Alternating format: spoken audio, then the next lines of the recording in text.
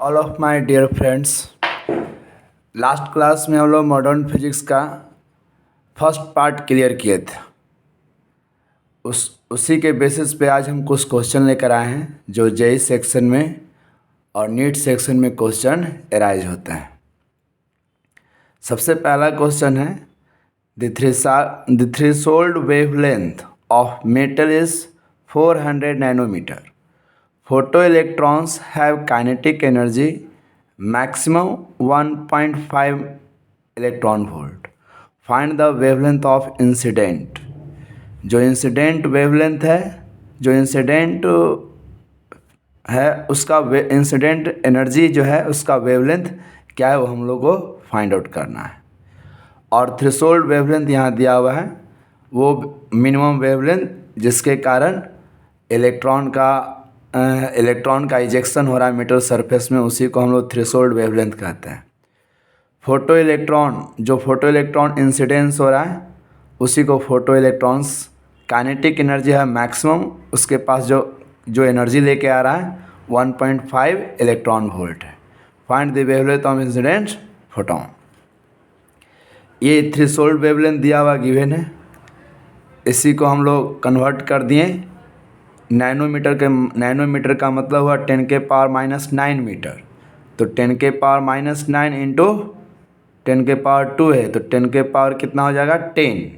10 कितना हो जाएगा 11, 2 इधर और 9 तो 11। तो इसको कितना कर दिए 4000 एंगस्ट्रॉम कर दिए। एंगस्ट्रॉम में कन्वर्ट कर, एंगस्ट्रॉम में करने का मतलब क्या है कि लास्ट क्लास में हम एक फॉर्मूला स्टडी किए थे एंगस्ट्रॉम के टर्म में काइनेटिक एनर्जी का इक्वेशन, आइंस्टीन काइनेटिक एनर्जी का इक्वेशन एंगस्ट्रॉम के टर्म में हम लोग इक्वेशन निकाले थे। काइनेटिक एनर्जी मैक्सिमम जिससे इलेक्ट्रॉन निकलेगा, इंसिडेंट फोटोन का energy minus threshold energy, last class में ये हम लोग क्वेश्चन देख चुके हैं। मैक्सिमम काइनेटिक एनर्जी वेवलेंथ के term incident 1240 electron volt bye wavelength और 440 electron volt bye threshold, 1240 electron volt bye threshold wavelength. ये मैक्सिमम काइनेटिक एनर्जी यहाँ दिया हुआ पुट कर दिए। ये हमारा नैनोमीटर में ये वेवलेंथ है इंसिडेंट का और ये थ्रेशोल्ड वेवलेंथ। ये थ्रेशोल्ड वेवलेंथ हम लोग को दिया हुआ है, हमको ये फाइंड आउट करना है, जब यहाँ 1240 लेंगे तो वेवलेंथ यहाँ क्या लेंगे नैनोमीटर में, तो ये वेवलेंथ हमारा नैनोमीटर में ये दिया हुआ। ये वेवलेंथ नैनोमीटर था, इसको हम लोग नैनोमीटर में कन्वर्ट कर देंगे तो 400 नैनोमीटर यहाँ पे दिया हुआ है। नहीं भी कर सकते हैं, कर भी सकते हैं, कोई दिक्कत नहीं है। 400 नैनोमीटर में ही पुट कर दिए, इसको करने से कोई फ़ायदा नहीं हुआ, हमको ऑलरेडी दिया उसको पुट कर दिए। अब इलेक्ट्रॉन वोल्ट कॉमन ले लिए, यहाँ पे इसको इस साइड लेकर गए ये साइड लेकर गए तो 1.5 और इसको डिवाइड करेंगे, ये 0 0 कैंसिल हुआ, 3.1 इलेक्ट्रॉन वोल्ट आएगा। इसको कैंसिल करने के बाद यहाँ पे कैंसिल करने के बाद 3.1 इलेक्ट्रॉन वोल्ट आएगा। इसको माइनस में इधर लेके आए तो ये प्लस हुआ और 1240 electron volt by nanometer. Electron volt क्या हुआ कैंसिल, क्रॉस मल्टीप्लिकेशन हुआ तो इलेक्ट्रॉन वोल्ट इक्वल टू 1240 और 1.5 प्लस 3.1 इक्वल टू 4.6, यानी इतना नैनोमीटर हमारा आंसर हुआ इस क्वेश्चन का। बहुत इंपॉर्टेंट क्वेश्चन है। ये जो फॉर्मूला हम लोग यूज़ किए हैं इसको बारे में आप अच्छे से स्टडी कीजिएगा, बहुत ही इंपॉर्टेंट फॉर्मूला है ये थ्रेशोल्ड वेवलेंथ। और यहाँ पे वेवलेंथ किस में यूज करेंगे नैनोमीटर में। हम जो फॉर्मूला बताए थे उसमें एंगस्ट्रॉम में था तो नैनोमीटर में भी यूज कर सकते हैं। सिर्फ ये वाला टर्म चेंज हो जाएगा यदि एंगस्ट्रॉम में कीजिएगा तो। ठीक है, यदि कोई डाउट आएगा तो कमेंट सेक्शन में ज़रूर डालिएगा और पूछिएगा सर ये डाउट है। नेक्स्ट क्वेश्चन याद करते हैं। The work function of metal is 2.3 electron volt and wavelength incident photon, जो इंसिडेंट फोटोन है उसका वेवलेंथ दिया हुआ है 4.8 into 10⁻⁻7 meter. And find the maximum kinetic energy of photon electrons, यहाँ पे मैक्सिमम काइनेटिक एनर्जी हमको फाइंड आउट करना है। तो ये दिया हुआ वर्क फंक्शन, यहाँ पे दिया हुआ था थ्रेशोल्ड वेवलेंथ, यानी वर्क फंक्शन हम लोग कैलकुलेट किए थे, ये वर्क फंक्शन यहाँ कैलकुलेशन हुआ था। ये वर्क फंक्शन ऑलरेडी हमको दिया हुआ है। मिनिमम अमाउंट ऑफ इतना एनर्जी मेटल को चाहिए इलेक्ट्रॉन के इजेक्शन के लिए, ये यहाँ पे गिवन लिख दिए। जो इंसिडेंट फोटोन का जो वेवलेंथ है ये गिवन दिया हुआ, पिछले बार ये हमको कैलकुलेट करना था, इसको कन्वर्ट कर दिए एंगस्ट्रॉम में। काइनेटिक एनर्जी मैक्सिमम का ये formula hc/λ minus work function, hc minus lambda by work function. h का वैल्यू फुलफिल कर दिए, Max Planck's constant 6.62 into 10⁻30, c is the speed of light 3 into 10⁸ metre per second by wavelength minus work function. यहाँ पे यदि wavelength हम लोग angstrom में use करेंगे तो यहाँ 1240 था, यहाँ 12,400 इलेक्ट्रॉन वोल्ट यूज़ करेंगे एंगस्ट्रॉम बाई वेवलेंथ, ये माइनस ऑफ वर्क फंक्शन। अब यहाँ पे ये वैल्यू पुट कर देंगे तो यहाँ पे एंगस्ट्रॉम में वैल्यू पुट कर सकते हैं। यहाँ देखिए 1240 लिखे थे तो नैनोमीटर में वेवलेंथ यूज़ किया हुआ है, और यहाँ 12,400 है तो यहाँ पे वेवलेंथ एंगस्ट्रॉम में पुट कर देंगे। तो ये हमारा 12,400 बाई 4800 माइनस 2.3 इलेक्ट्रॉन वोल्ट ये जो दिया हुआ था ये पुट कर दिए। तो ये हमको सोल्व करने, ये जीरो कैंसिल, ये जीरो कैंसिल, इसको सोल्व करने के बाद जो हमारा आया 0.2 इलेक्ट्रॉन वोल्ट, यह मैक्सिमम काइनेटिक एनर्जी के साथ इलेक्ट्रॉन का इजेक्शन होगा। फिर इसका नेक्स्ट क्वेश्चन हम लोग स्टडी करते हैं। यदि ये जो क्वेश्चन बताए हैं इसमें कोई डाउट है तो आप ज़रूर हमसे क्वेरी कीजिएगा। ये देखिए क्वेश्चन है जो प्रीवियस ईयर में पूछा हुआ है, light quantum with an energy 4.9 electron volt eject photo electron from metal with function 4.5 electron volt, मतलब उसका वर्क फंक्शन दिया हुआ है।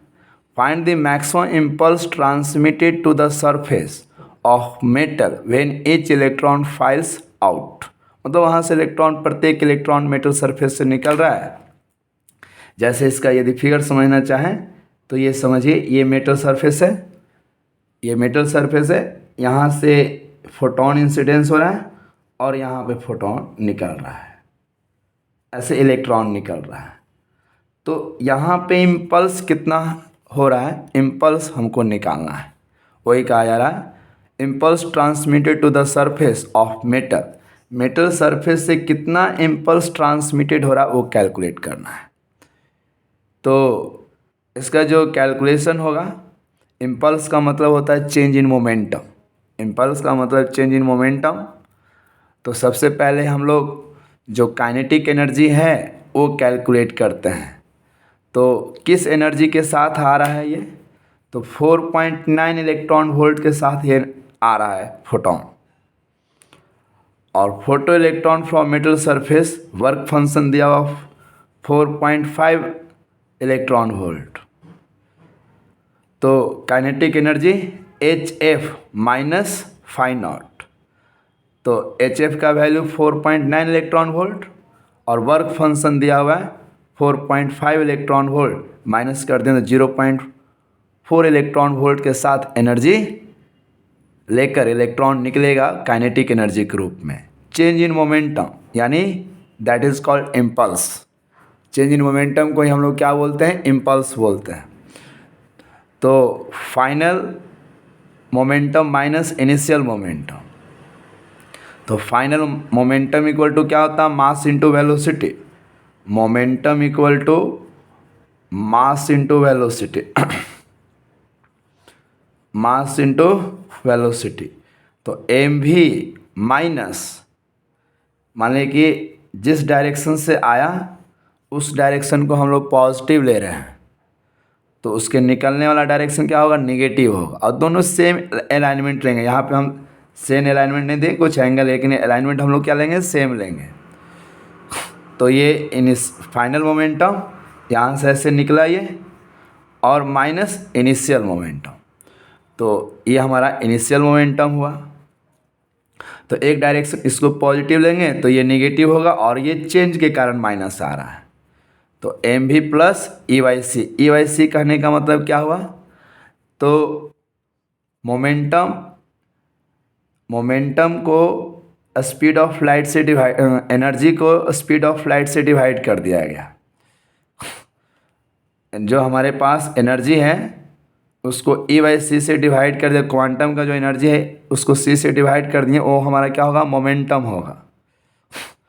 तो मैक्सिमम इम्पल्स, इसका जो मोमेंटम होगा, मोमेंटम और काइनेटिक एनर्जी के बीच रिलेशन हम लोग स्टडी किए हैं 11th क्लास में। काइनेटिक एनर्जी और रिलेशन के बीच, काइनेटिक एनर्जी और momentum, 2m kinetic energy √2m kinetic energy, तो 2m kinetic energy maximum plus E by C. तो mass of 2m, mass of क्या हो गया, m किसका वैल्यू है, तो m हमारा हो गया मास। तो इसका मास कितना लेंगे, तो 9.31 इलेक्ट्रॉन वोल्ट। इलेक्ट्रॉन का मास कितना होता है, 9.3 × 10⁻31 kg। और मैक्सिमम काइनेटिक एनर्जी तो 0.4 इलेक्ट्रॉन वोल्ट, 0.4 इलेक्ट्रॉन वोल्ट। तो 0.4 इलेक्ट्रॉन वोल्ट, तो 0.4 इलेक्ट्रॉन वोल्ट 1.6 × 10⁻19